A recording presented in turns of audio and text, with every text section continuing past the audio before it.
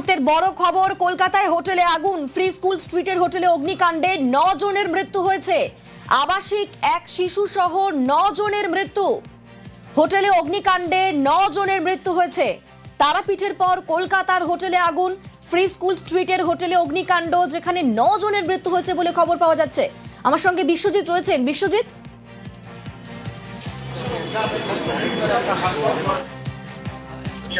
তারা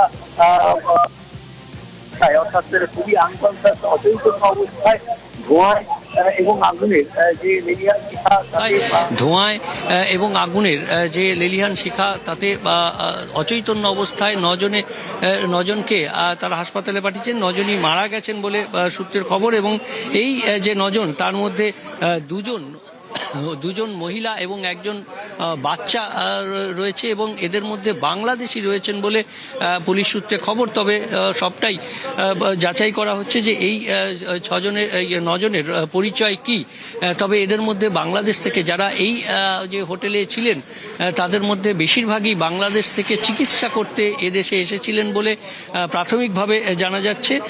অর্থাৎ দমকলের যা প্রাথমিক অনুমান, তাতে ঠিক এই যে বিল্ডিং, অর্থাৎ G+ যে 4 বিল্ডিং, তার যে সেকেন্ড ফ্লোর, সেই সেকেন্ড ফ্লোরেই শর্ট সার্কিট থেকে এই অগ্নিকাণ্ড হয়ে থাকতে পারে, এমনটাই প্রাথমিকভাবে অনুমান। তবে দমকলের কর্মীরা প্রাথমিকভাবে যারা ভেতরে ঢুকে যে কাজ করেছেন, তারা কোথাও এই ধরনের বিল্ডিংয়ে যে ফায়ার ফাইটিং সিস্টেম থাকার কথা, সেই ধরনের ফায়ার ফাইটিং সিস্টেম তারা দেখতে পাননি। প্রাথমিকভাবে যে নিয়ম মেনে এই ধরনের হোটেল চলছিল, সেই নিয়ম মানার ক্ষেত্রে গাফিলতি ছিল, এমনটাই প্রাথমিকভাবে তদন্তে উঠে আসছে।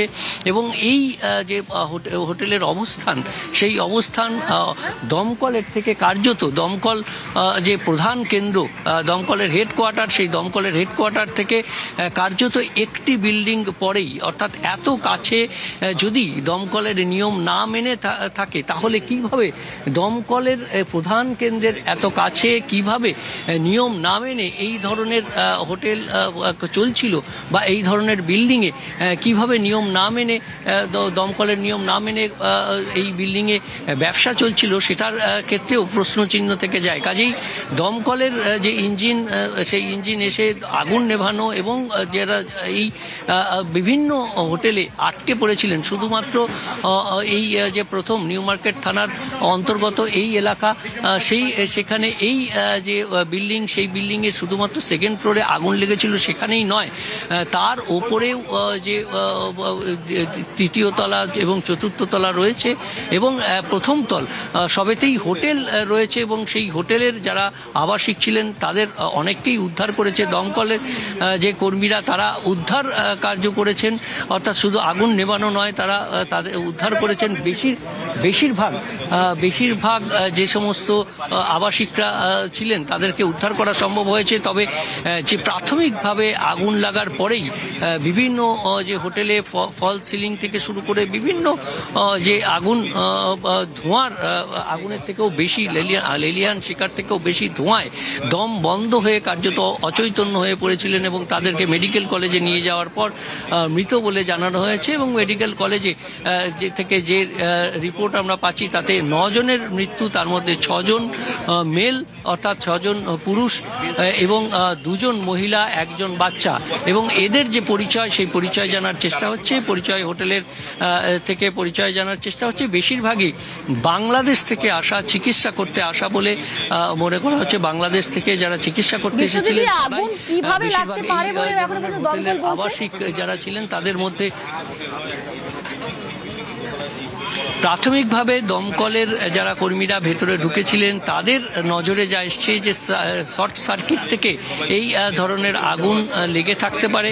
তবে আগুনের লেলিহান শিখা যত ক্ষতি করেছে, তার থেকেও বেশি, আরও একবার জানাবো যে তার থেকেও বেশি যে প্রচণ্ড ধোঁয়া, কালো ধোঁয়ায় অচৈতন্য, দম বন্ধ হয়ে কার্যত মৃত্যু হয়েছে।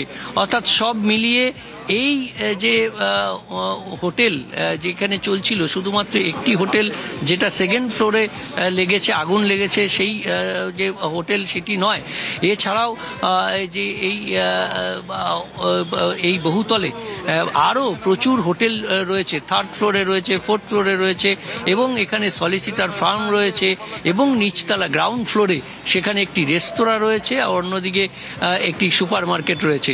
অর্থাৎ সব মিলিয়ে এই ধরনের বাণিজ্যিকভাবে ব্যবহার করা এই বহুতলে যে ধরনের fire fighting system, fire alarm, যে ফায়ার ফাইটিং সিস্টেম থাকার কথা, সেই ধরনের ফায়ার ফাইটিং সিস্টেম এখানে ছিল না বলেই প্রাথমিকভাবে দমকলের যারা কর্মী, প্রাথমিকভাবে যারা ভেতরে ঢুকেছিলেন উদ্ধার কাজ এবং আগুন নেভানোর কাজ করেছেন, তাদের প্রাথমিক নজরে, প্রাথমিক রিপোর্টে যা এসছে তাতে এই ধরনের বাণিজ্যিক যে বহুতল, সেখানে যে ধরনের ফায়ার ফাইটিং সিস্টেম থাকার কথা, সেই ধরনের ফায়ার ফাইটিং সিস্টেম ছিল না বলেই তারা দেখতে পাননি বলেই তারা জানিয়েছেন।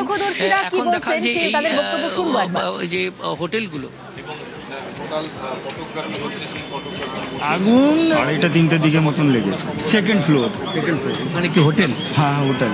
হোটেলের নাম হচ্ছে সেকাই। 5-6টা মতন হোটেল আছে। আর দমকল সঙ্গে সঙ্গে এসছে। আগুন মানে কিছু হয়েছে, মানে কিছু ব্লাস্ট হয়েছে। আমরা রুমে শুয়ে রয়েছি, দেখলাম যে হাউকাউ বেরিয়ে আসলে দেখলাম যে উপরে আগুন লেগেছে। নিচের হোটেলে ছিলাম, সেকেন্ড ফ্লোরে লেগেছে। বেরিয়ে এসছি আমরা, ভালোই দেওয়া হয়েছিল, আনুমানিক 2টা। দমকল এসে কাজ করেছে? হ্যাঁ, সাথে সাথে। তারাপীঠের পর কলকাতায় হোটেলে আগুন, ফ্রি স্কুল স্ট্রিটের হোটেলে অগ্নিকাণ্ডে 9 জনের মৃত্যু হয়েছে। আবাসিক এক শিশু সহ 9 জনের মৃত্যু। ঘুমের মধ্যে ধোঁয়ায় দম বন্ধ হয়ে অসুস্থ। শর্ট সার্কিট থেকে হোটেলে আগুন বলে এখনো পর্যন্ত অনুমান। দমকল অফিসের পাশেই এই হোটেল, আর সেখানেই আগুন লাগে। এর আগে দেখেছি সোমবার ভোর রাতে তারাপীঠের হোটেলে আগুন লাগে, হোটেল বিদেশিনী, সেখানে অগ্নিকাণ্ডের ঘটনা, সেখানেও 9 জনের মৃত্যু হয়েছিল এই ঘটনাতে। এবং তারপর দেখা গিয়েছে যে সেই হোটেলের যেভাবে তৈরি হয়েছে, আইনকে বুড়ো আঙুল দেখিয়ে সে নিয়ে একাধিক অভিযোগ উঠেছে। একের পর এক হোটেলে তালা বন্ধ হয়েছে, শাটার ফেলে দেওয়া হয়েছে। এবং তারপর দেখা যাচ্ছে কলকাতার হোটেলে আগুন, ফ্রি স্কুল স্ট্রিটের হোটেলে অগ্নিকাণ্ডে 9 জনের মৃত্যুর ঘটনা। আবাসিক এক শিশু সহ 9 জনের মৃত্যু। এবং যেখানে আগুন লেগেছে সেই হোটেলে অনেক বাংলাদেশি নাগরিক এসেছিলেন কলকাতায় চিকিৎসা করানোর জন্য। তো মৃতদের মধ্যেও বাংলাদেশি নাগরিক থাকতে পারে বলেও আশঙ্কা করা হচ্ছে। বেশ কয়েকজনকে অসুস্থ অবস্থায় নিয়ে যাওয়া হয়েছিল মেডিকেল কলেজে, তবে সেখানে 9 জনের মৃত্যুর খবর পাওয়া যাচ্ছে। দমকল অফিসের পাশেই এই হোটেল, সেখানে এই যে একটা বাণিজ্যিক ভবন, এতগুলো বিল্ডিং রয়েছে সেখানে, যেমন এই হোটেল, তারই পাশাপাশি আরো অনেকগুলো হোটেল রয়েছে, নিচে রেস্তোরাঁ রয়েছে। এই বাণিজ্যিক ভবনে আদৌ কোনো নিয়ম কানুন মেনে এই ভবন তৈরি হয়েছিল কিনা, সেখানে ফায়ার লাইসেন্স ছিল কিনা, দমকলের অনুমতি ছিল কিনা, এ নিয়ে একাধিক প্রশ্ন তো উঠছেই। দমকল অফিসের পাশে হোটেল, সেখানে আগুন লাগে। আজ মাঝরাতে সেখানে আগুন লাগে এবং ঘুমের মধ্যে ধোঁয়াতে দম বন্ধ হয়ে অসুস্থ হয়ে 9 জনের মৃত্যু হয়েছে। শর্ট সার্কিট থেকেই হোটেলে আগুন বলে অনুমান করছে এখনো পর্যন্ত দমকল। ফ্রি স্কুল স্ট্রিটের হোটেলে অগ্নিকাণ্ডে মৃত্যু হয়েছে 9 জনের। তারাপীঠের পর কলকাতায় হোটেলে আগুন। আমরা সেই 2 জায়গার ছবি দেখাচ্ছিলাম। তারাপীঠের সোমবার ভোর রাতে আগুন লাগে এবং আজ মাঝরাতে আগুন লেগেছে কলকাতায় ফ্রি স্কুল স্ট্রিটের হোটেলে, যেখানে 9 জনের মৃত্যু হয়েছে। আবাসিক এক শিশু সহ 9 জনের মৃত্যু। ঘুমের মধ্যে ধোঁয়ায় দম বন্ধ হয়ে অসুস্থ। শর্ট সার্কিট থেকে হোটেলে আগুন বলে অনুমান। প্রত্যক্ষদর্শীরা কি বলছেন আর একবার শোনাবো।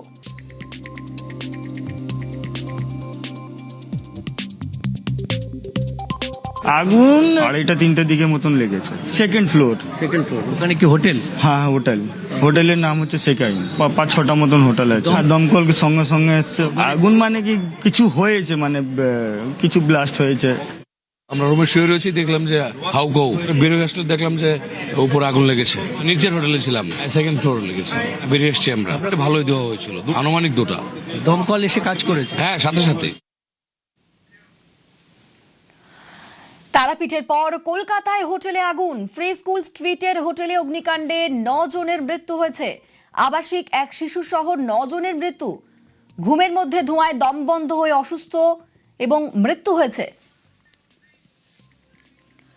এই মুহূর্তে আমাদের সঙ্গে রয়েছেন দমকল প্রতিমন্ত্রী কৌশিক চৌধুরী। কৌশিক বাবু, এই যে আগুনের ঘটনা, দমকল ঠিক কখন খবর পেয়েছে, কখন সেখানে গিয়ে পৌঁছেছে এবং কতক্ষণে আগুন নিয়ন্ত্রণে আনা সম্ভব হয়েছিল?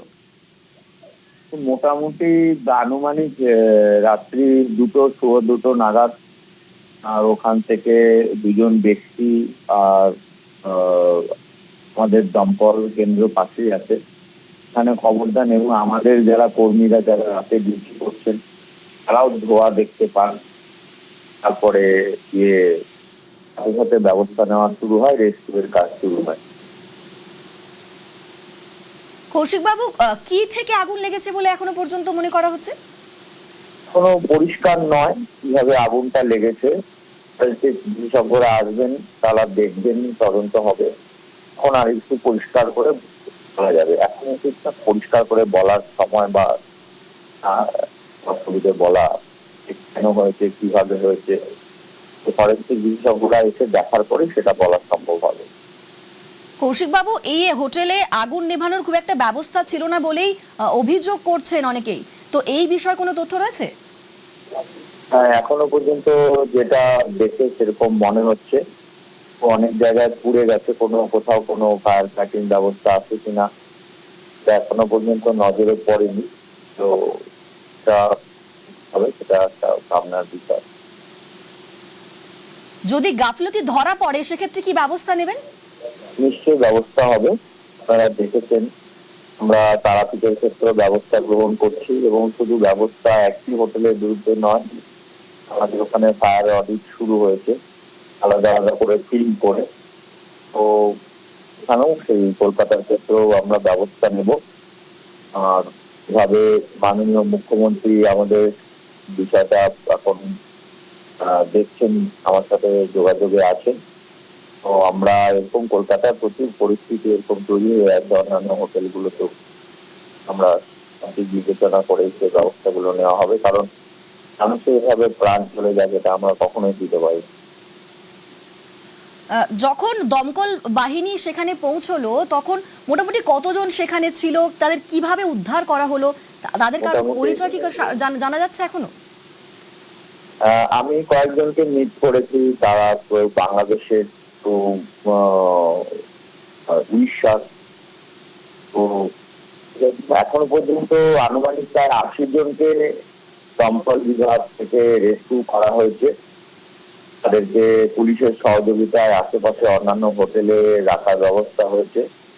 আমাদের দমকল কেন্দ্র 2টি পরিবার আছে, ওনাদেরকেও খুব দ্রুত নিরাপদ জায়গায়, নিরাপদ হোটেলে আমরা রাখছি।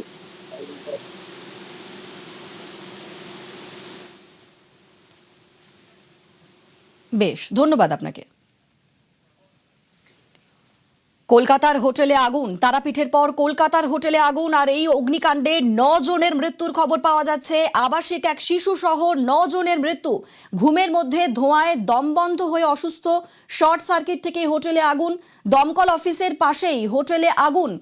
আমরা দমকল প্রতিমন্ত্রীর সঙ্গে কথা বলছিলাম, তিনি যেমনটা বললেন যে 80 জনকে সেখান থেকে রেস্কিউ করা হয়েছে। 80 জনকে সেখান থেকে রেস্কিউ করা হয়েছে পুলিশের সহযোগিতায়।